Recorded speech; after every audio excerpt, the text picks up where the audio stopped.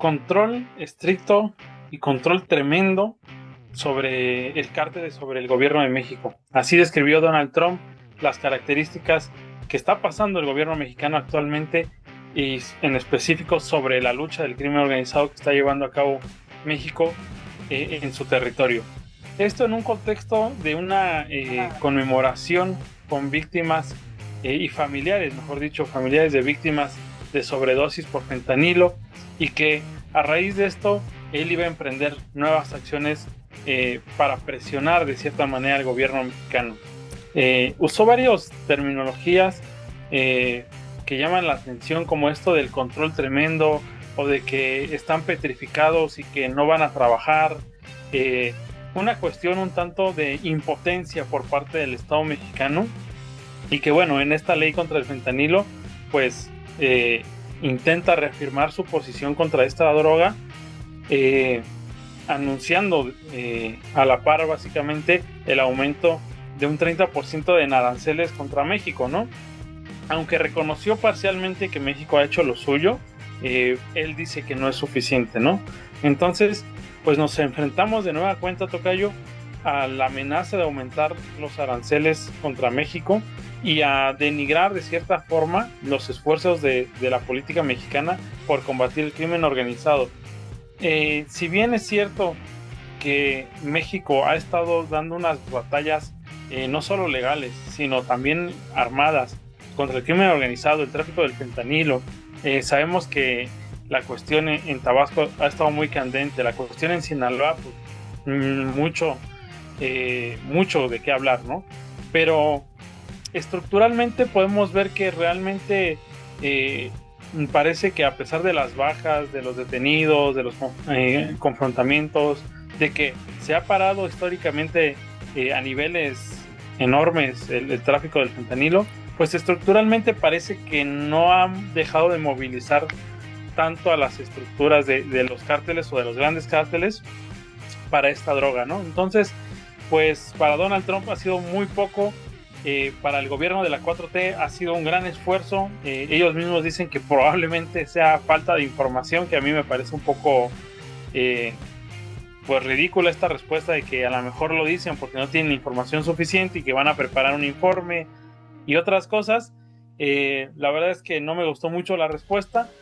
y que pues lo que no se dice mucho es que es una forma de que van a seguir presionando los Estados Unidos al gobierno de la 4T por muchas razones, ¿no? Hay motivos de sobra para que Estados Unidos tenga un pie siempre encima de México.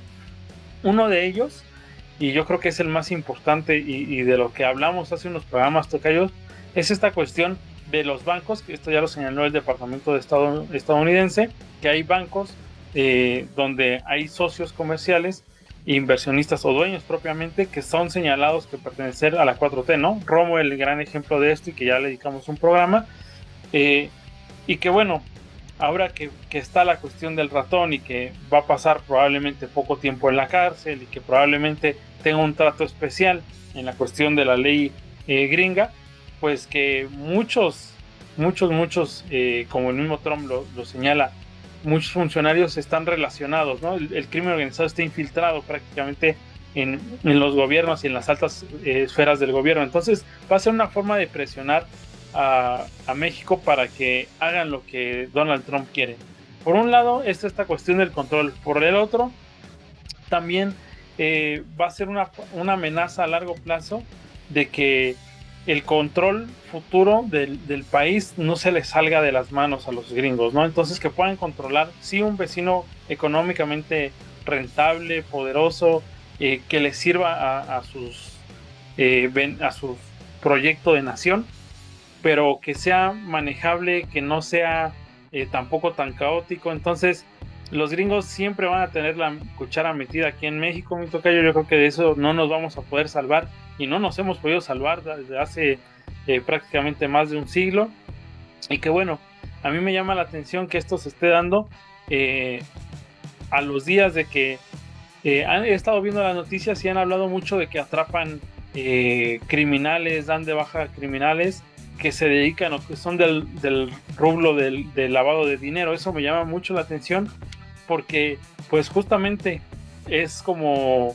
el caminito que va a llevar hacia estos lavaderos de dinero, hacia los grandes almacenes de dinero como los bancos, y que esto es lo que quieren los gringos, ¿no? Que desestructurar estos mecanismos de lavado de dinero, y que están conectados necesariamente con los políticos mexicanos, ¿no? Políticos que pues actualmente están en el poder.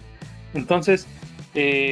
está muy importante la presión por parte de los gringos. Yo creo que sí es de tomar en cuenta, y que independientemente de la respuesta de Claudia Sheinbaum o de cualquier otra autoridad mexicana, realmente los Estados Unidos van a pasar a meter una presión más significativa cuando empiecen a señalar, a culpabilizar, y que en una de esas, tocayo, nos vamos a llevar una sorpresa, como cuando arrestaron a Cienfuegos en Estados Unidos y que tenía un montón de carpetas de investigación y que lo investigaban desde no sé cuándo. Probablemente con algún funcionario de la 4T que vaya a Estados Unidos, que encuentre, que lo desprotejan en algún momento, o algún gobernador que ese estado pasó ahora a la derecha, y que no lo vayan a cubrir con algún fuero o algo, y que los Estados Unidos dejen caer sus investigaciones sobre algún elemento cercano de la 4T, y que nos encontremos en un nuevo dilema, en un nuevo torbellino de señalamientos, ¿no? Por último, me hubiera gustado también que el presidente Donald Trump señalara con esa misma preocupación de que el Estado está infiltrado por las grandes corporaciones criminales en el caso de los opioides, ¿no? Cuando el medicamento opioide pues se hace en Estados Unidos, lo recetan los médicos y los aparatos farmacéuticos de Estados Unidos, y que todo ese cártel farmacéutico lo tiene en Estados Unidos, ¿no? En bancos de Estados Unidos. Entonces, a mí me hubiera gustado también que hablara con las víctimas de la sobredosis de opioides, y que les prometiera también que van a acabar con la amenaza de un fármaco y de una droga potencialmente letal, adictiva, como son los opioides. Y no es porque estemos en contra del uso racional del medicamento, sino que el uso tendencioso que se le está dando al fentanilo, que no vamos a negar que es un problema, pero que es un uso tendencioso de la información por parte de Donald Trump, y una forma de presionar políticamente a México, y no de buscar soluciones, y no una intención real de buscar una salud pública en su país, me toca yo. Y sobre todo de que Estados Unidos no quiere tomar responsabilidad correspondiente al tráfico de armas y el consumo que tienen allá, porque prácticamente el mensaje político que se manda a los electores y ciudadanos de Estados Unidos es de que todo es responsabilidad de México, de los cárteles que provienen de nuestro país, pero jamás se hace hincapié de la alta cantidad de consumo que se tiene por parte del mercado de drogadicción en Estados Unidos, y sobre todo la gran capacidad de poder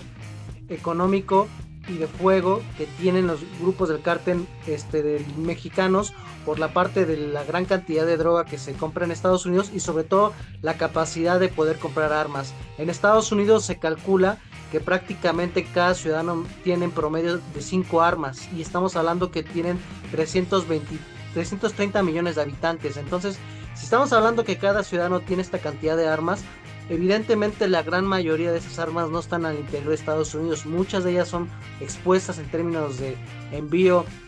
de manera ilegal para que alimenten precisamente estos cárteles del narcotráfico en México. Y han salido otros informes a lo largo de otros sexenios, incluido el de López Obrador, donde se especula que el crimen organizado ya tiene el control de entre un 25 a un 45% del territorio nacional. Es decir, que tienen la capacidad de controlar carreteras, de poner gobernantes, de cobrar derecho de piso, de extorsionar, de tener prácticamente un dominio de las relaciones económicas, políticas y sociales en esas regiones. Y esto se debe por las armas. Si esa cantidad de armas que vienen de Estados Unidos de alto y fuego son las que en su momento doblegan a las autoridades municipales y estatales, son las que tienen la capacidad de tener fuego contra el ejército, la marina y la Guardia Nacional. Y la parte del dinero, estamos bien conscientes de que en Estados Unidos tienen un alto consumo de drogas, sobre todo las que tú mencionabas, que tienen algún precursor químico que originalmente esta adicción se hizo también por parte de las grandes cadenas farmacéuticas, y esa cantidad de dinero es fundamental para que en México tengamos esa situación donde se tiene control de gobernadores, de presidentes municipales, de policías municipales, se tenga la capacidad de rentear, capacidad de obligar a las personas a prostituirse, generar todo tipo de extorsión a los negocios. ¿Por qué? Porque si estamos hablando de que históricamente se sabía que por cada dólar invertido en la producción de marihuana se creaban $5 de ganancia para estos cárteles. Con estas drogas sintéticas, por ejemplo, en el caso de fentanilo, se calcula que por cada gramo que se invierte de producción de fentanilo, que sería equivalente a $1, te da una ganancia de $65. Entonces son altísimas las cantidades de margen que tienen la venta de estas sustancias, pero en Estados Unidos no se pone eso en hincapié. Tampoco se habla de las redes políticas, policíacas y de agencias aduanales, que son las que permiten que las grandes drogas estén circulando por Estados Unidos. No es como que los narcos mexicanos tengan la capacidad todavía de tener control de mover esto por Estados Unidos con puros mexicanos. Evidentemente tienen una parte estadounidense que está vinculada con autoridades, con policías, con fuerzas de espionaje, y eso jamás se toca. Siempre nos toca poner los muertos, la violencia, y no se habla mucho de lo que y también podríamos mencionar que es como estrategia geopolítica de la utilización del crimen organizado, que nos están desestabilizando políticamente. Se ponen las bases para que en unos años se pueda hablar de que se va a balcanizar México, se puede intervenir militarmente, y sobre todo que estos cárteles de narcotráfico, también otra de las chambas que tiene es hacer el trabajo sucio a las grandes transnacionales. ¿Y cuál es el trabajo sucio a esas transnacionales? Es de que en las comunidades rurales de muchos estados de la República son ellos los que se dedican a expulsar a las comunidades para que después lleguen las mineras o las empresas petroleras. O otra cosa importante, también es factible que los grandes grupos del cárteles son los que le generan la inyección de capitales a las empresas formales, a los poderes financieros y a los poderes bancarios. Es decir, que dinero ilegal les produce altas ganancias a tener que lavarlo, ya sea en la banca o en empresas formales. Cuando no se ataque esto, vamos a seguir lamentablemente siendo objeto de ataque por parte de los gobiernos de Estados Unidos, y lamentablemente si en México no se toma la decisión de hacer persecución política a las élites empresariales, a las élites policíacas, a las élites militares y a las élites empresariales que se ven beneficiados con los cárteles, le estamos dando carne de cañón para que en Estados Unidos nos amaguen políticamente en todo lo que resta del siglo XXI, tocayo. Porque ahora son terroristas, y no nada más son narcos, ahora son terroristas. Así es, a futuro parece que el tema del crimen organizado se vislumbra bastante oscuro, no solo con Trump, sino con los que van a venir, porque pues ya hizo el antecedente de que puedan meter la cuchara, de llamar a los terroristas y de planear el escenario de alguna intervención a futuro. Entonces, como siempre, amigos, ustedes tienen la mejor opinión, háganos saber qué opinan en los comentarios, compartan este video con quien cree que les pueda gustar, y nos vemos la próxima vez.